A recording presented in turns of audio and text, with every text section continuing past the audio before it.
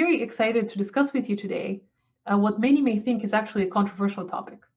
So this is to examine natural language processing systems as model organisms for language processing in the human brain. So this is quite a mouthful. So let's break it down into pieces that also correspond to different parts of this talk. So first off, I'll discuss what I mean by a model organism and also what makes a good model organism. Then once we're on the same page about model organisms, I will briefly talk about some existing models for language processing. And then the third part of this talk, I will give some background on natural language processing systems and how we can relate language in these NLP systems to language in the human brain. And in the last part of the talk, I'll present a case study of using these NLP systems as a model organism for how the meaning of words is combined to elicit the superword meaning. And the superword meaning is what we call the meaning of language that is beyond individual words. So let's get started with discussing model organisms. So to study a system that is as complicated as the human brain, it's really necessary to find a way to manipulate and measure the system's inputs and outputs. So for example, we might want to evaluate the effect of a set of neurons on the function of decision-making by silencing or killing these neurons.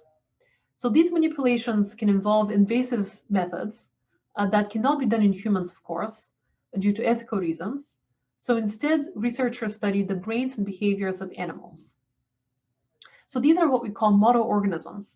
And studying these model organisms has yielded a wealth of mechanistic insight into brain function.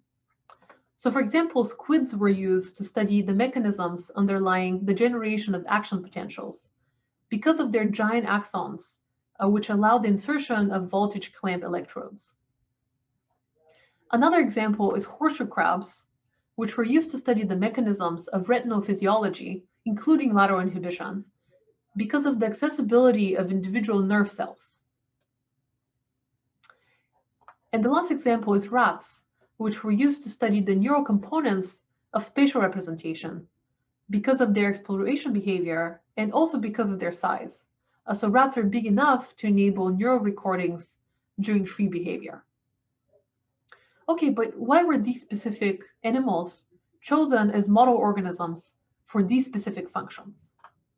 Well, I would argue that a good model organism for a specific function in the human brain satisfies the following three criteria.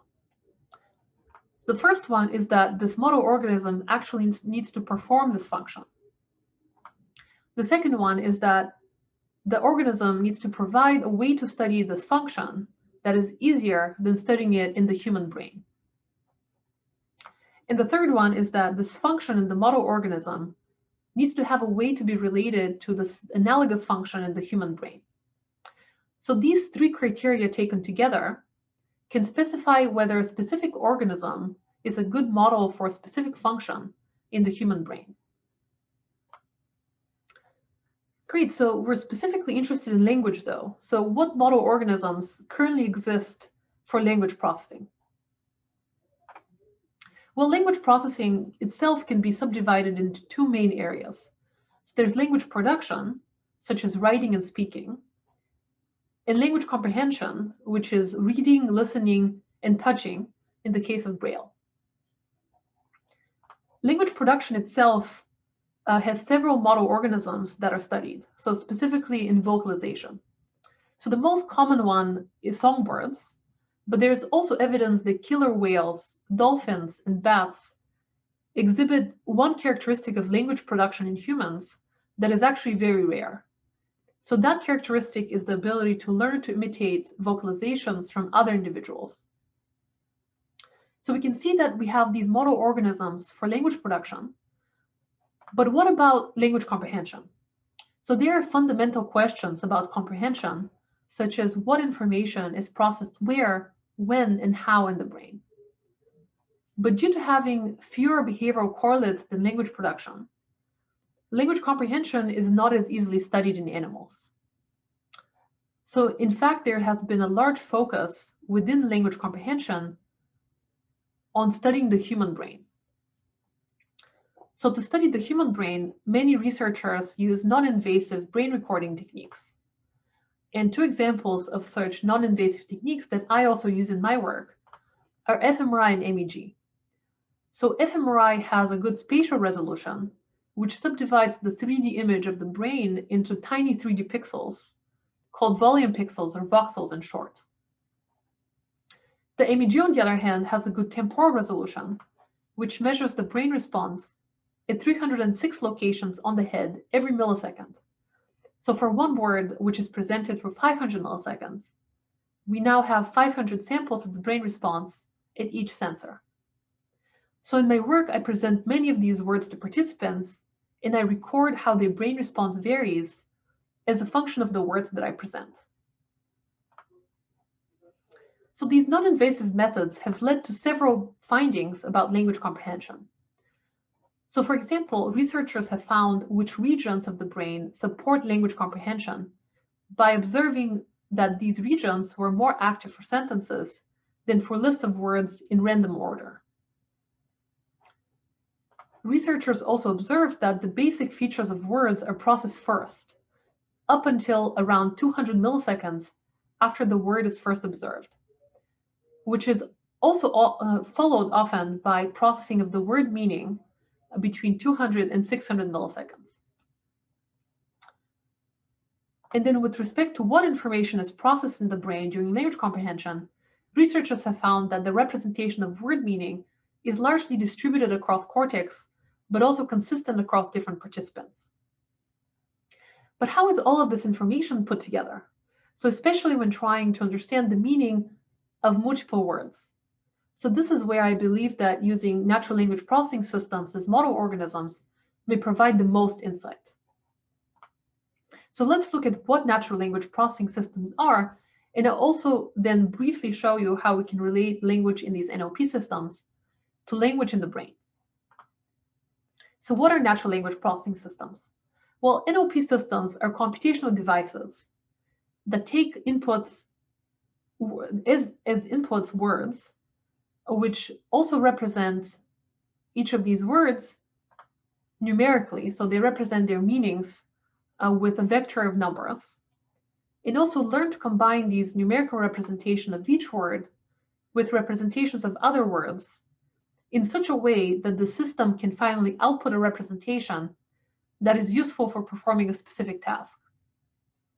So specifically, the task that many modern NLP systems are trained to perform is called language modeling. So this diagram on the left here illustrates this principle for recurrent neural network. So here at every input word on the bottom, the network aims to predict what the next word will be, given the previous context. So language modeling appears to be a very simple objective, but in modern NLP, language modeling is a very powerful tool that is used to train a network to have a general purpose understanding of language statistics in what is called the pre-training stage. So this phase is called pre-training because it's often followed by a second stage of training that trains the network to perform a specific task. So the second stage of training is called often fine-tuning. So for example, if we want to learn to classify the sentiment of tweets, we would take this example network in the left, which was pre-trained to learn the statistics of language using the language modeling objective on millions of text documents, and adjust all parameters of the network so that the network accurately classifies tweet sentiments. So these NLP systems do not have to be constrained to having this recurrent architecture. So they can have a diverse set of architectures. And to just give you a flavor of these architectures, I'll briefly show you a few examples that have been influential in recent years. So on the left here, we have ELMO, which is a recurrence-based architecture, similar to what we saw on the previous slide. And here, each computational unit is the long short-term memory unit. In the middle, we have BERT, which is an architecture that's based on transformers. So each computational unit is a transformer in which the main working force is what's called self-attention. And there's GPT on the right, which is very similar to BERT in that the computational units are also transformers. But this kind of model is what's called a causal language model, meaning that each representation of a word is only influenced by representations of words that occurred before it, instead of like in BERT, which the representation of each word is influenced by the words that are around it, so both before and after this word. So these more recent architectures, together with increased amounts of data and computational power, led to state-of-the-art performance across many language tasks in just actually the last couple of years. So based on these very good performances on these language tasks, we believe that these NLP systems can capture very complex meaning of language. So how can we relate the representation of language, this complex representation of language in NLP systems, to the representation of language in the human brain? Well, we can do what we call this alignment technique. So we present first a naturalistic text to a person in an imaging device, word by word, and we present the same text as input to the natural language processing model. And then we obtain representations from this model for this text in specific layers. We also look at what brain activity is elicited in the brain by this text. And then once we have this representation of text in the NLP model and in the brain, we can compute what we call the alignment. So I'll briefly show you how we calculate this alignment, but I also wanted to point out that we have actual code for computing this alignment available publicly at this link here below. So please feel free to take a look if you're interested. So how do we measure this alignment? So intuitively, this alignment shows how much information is shared between the model, the NLP system, and the specific part of the brain when they're both processing the same text. So we can measure this alignment for every voxel in the brain. So how do we actually measure it? So we can predict each voxel as a function of the NLP system representation for the same text. So in order to learn this function from the actual data, we need to parameterize it, and we follow previous work in computational neuroscience and model this function f as a linear function. But we have recently explored this further, and we have found that nonlinear functions f actually lead to better brain alignment in some specific brain regions. So once we have parameterized this function f, we learn it from the data. So in order to train it, we use regular machine learning techniques. So we use cross-validation, and we regularize the learning using the rich penalty. Once we have trained this function, we want to evaluate how good our predictions are. So we do this in 3 steps. So the first one is to make predictions for actual data that we have held out during training. So this is test data that we have not touched during the training of this model. The second step is once we have made predictions for each voxel in the brain, you want to see how similar are these predictions to the true brain data for that voxel. So we establish this by doing the correlation between the prediction for this voxel and the true activity for the voxel across all test examples that are held out during training.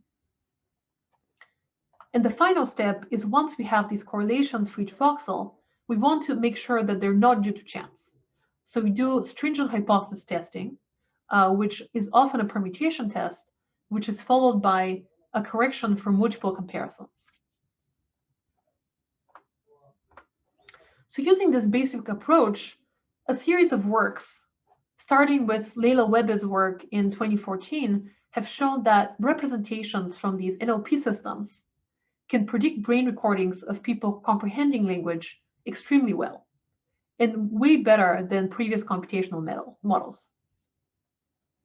So when I say well, I mean that they can explain around 30 to 40% of the variance of the brain signal of individual subjects, which in some brain regions actually is extremely close to the noise ceiling, which is calculated by how well we can predict one subject's data from another subject's data who viewed the same stimulus. So we saw that NLP systems can predict brain recordings to an impressive degree, but how can we actually use them to learn something new about the mechanisms of language comprehension? So in this part of the talk, the last part, I will share our work on using NLP systems to study the processing of superword meaning in the brain. So what is superword meaning and how can we define it? Well, theories from linguistics and cognitive psychology posit that words can be combined according to several different sets of rules to form composed meaning. One such set of rules is represented by syntax.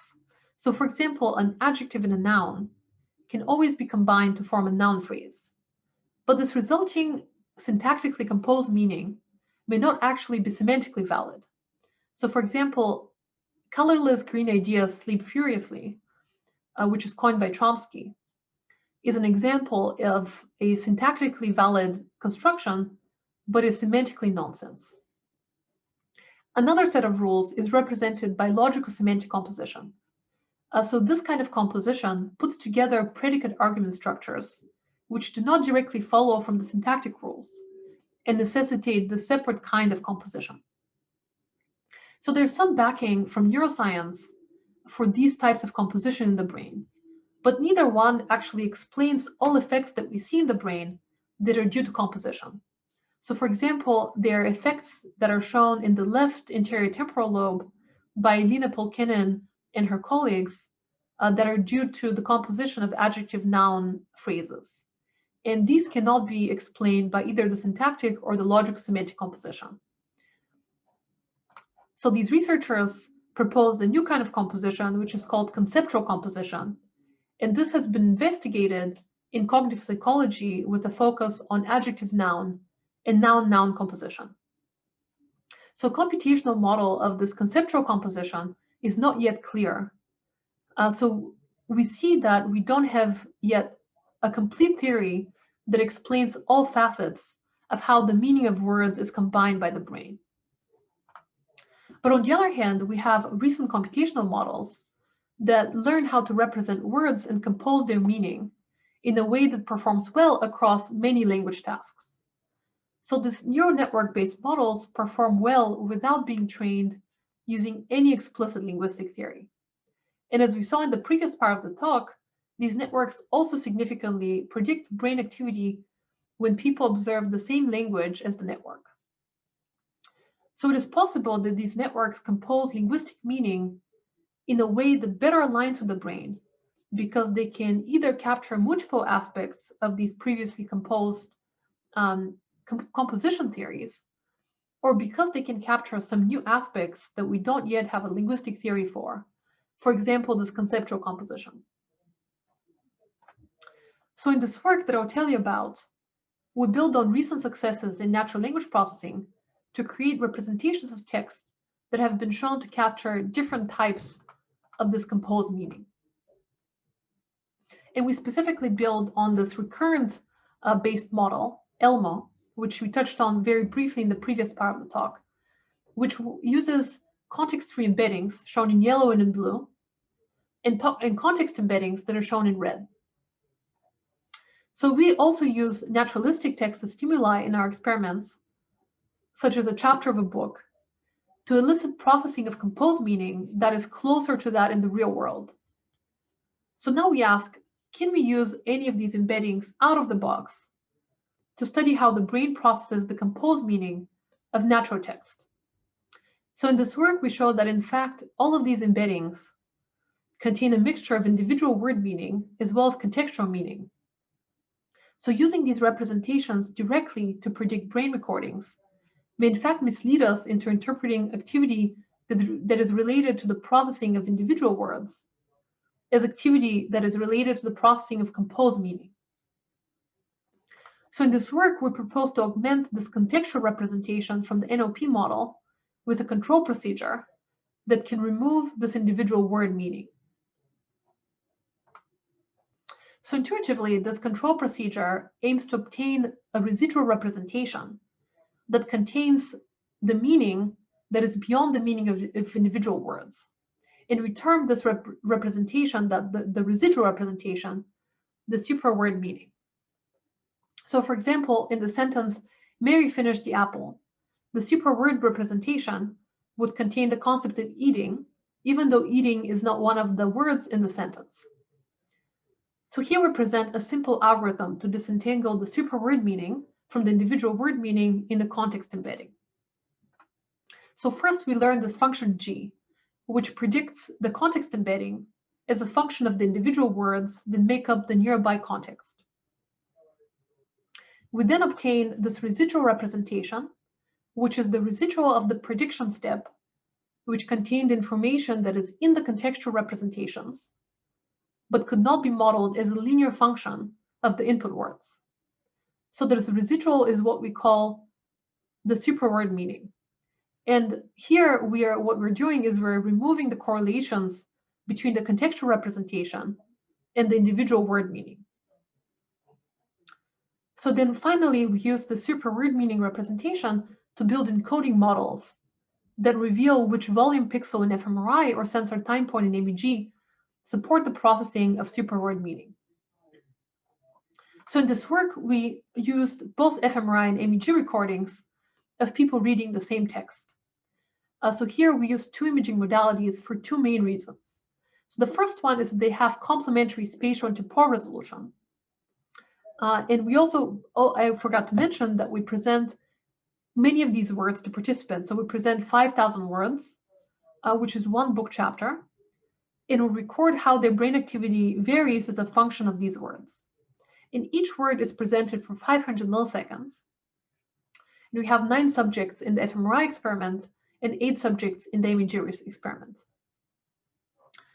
So the first reason why we use both fMRI and MEG is that they have complementary temporal and spatial resolutions. And the second is that the brain signals that they measure are very different. So fMRI is related to the energy demands of a brain region as it becomes active, whereas MEG is related to the magnetic field that's generated when neurons fire. And in order to actually detect the magnetic field, there needs to be a large number of neurons that fire together in synchrony. So the fact that these different signals are different is very well known in neuroscience. But what was not known is whether the actual processes in the brain that lead to these brain signals are similar or different. So now we predict each voxel of the brain using this full contextual representation before we remove the individual word information. So what we observe is that across subjects, this full contextual representation predicts a significant proportion of voxels across the entire language network, as well as in 2 medial ROI that have been previously shown to support word semantics. So these results replicate previous findings that show that much of the brain can be predicted well using this full contextual representation. But what happens now when we remove this information that is shared with the individual recently read words? So we see that once we remove the information related to individual words, this resulting superword meaning representation can only predict the bilateral ATL and PTL significantly. So the superword meaning representation that we've created may also contain multiple types of composition. So the syntactic, logico-semantic, and conceptual composition. So here, next, we set out to investigate whether the ATL and the PTL are predicted significantly by the same or different aspects of superword meaning. So in order to investigate this, we present an extension of the temporal generalization matrix, which we call the spatial generalization matrix. So in the setting, we train encoding models to predict voxels within the PTL, which is signified by each row of these matrices.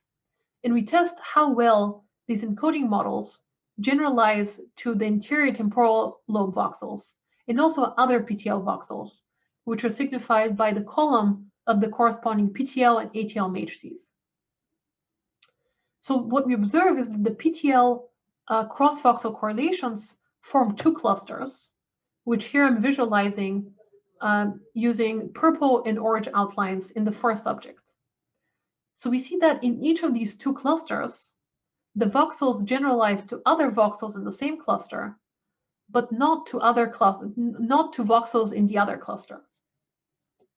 So more importantly, only one of these clusters has voxels that predict the voxels within the ATL.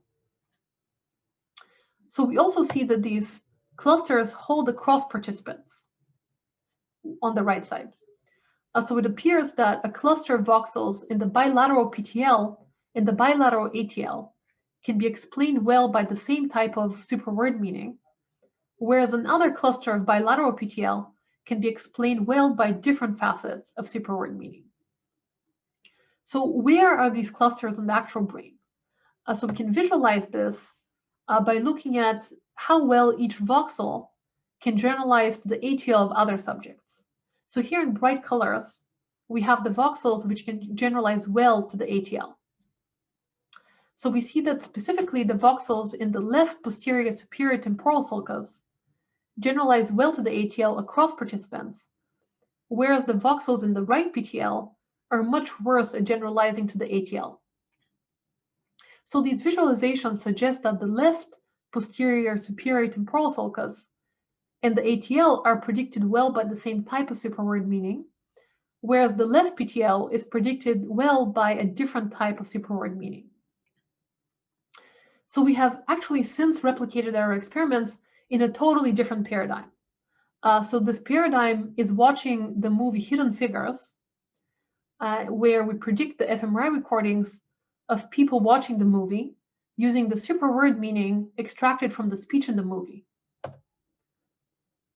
So this is data that's collected by the NeuroMod group, and here again we have 6 subjects that are a different population from the subjects that we recorded the reading paradigm in. So here what we observe is that again we can best predict voxels within the ATL and the PTL across subjects.